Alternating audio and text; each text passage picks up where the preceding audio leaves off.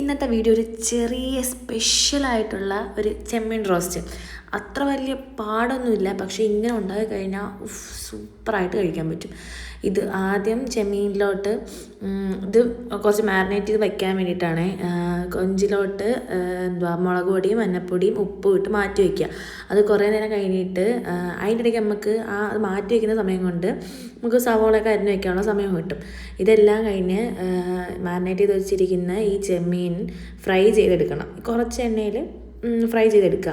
എന്നിട്ട് ബാലൻസ് വരുന്ന അതേ മസാല പുരണ്ട എണ്ണയിൽ തന്നെ ചെറിയ ഉള്ളി, ഇഞ്ചി വെളുത്തുള്ളി പേസ്റ്റ്, മുളക് പൊടി, ഗരം മസാല ഇതെല്ലാം കൂടി ഇട്ടിട്ട് കുറച്ച് നേരം വഴറ്റണം. അതിന് ശേഷം തക്കാളി അതിൻ്റെ കൂടെ ഇട്ട് അത്യാവശ്യത്തൊന്ന് ഉടഞ്ഞ് പരുവാകുമ്പോഴത്തേക്കും ലേശം കറിവേപ്പില ഇട്ട് കൊടുത്ത് അതിന് പാകത്തിനുള്ള വെള്ളം ഒഴിച്ചു കൊടുത്ത് കുറച്ച് വെള്ളം ഒഴിച്ചു കൊടുത്താൽ മതിയെ. എന്നിട്ട് ഉപ്പ് ഇട്ട് കൊടുക്കുക. ഉപ്പ് കൊഞ്ചിൽ നല്ല പിടിച്ചിട്ടുണ്ടാവും. ഇതെല്ലാം വഴറ്റി വരുമ്പം ഒരു അടിപൊളി ചെമ്മീൻ റോസ്റ്റ്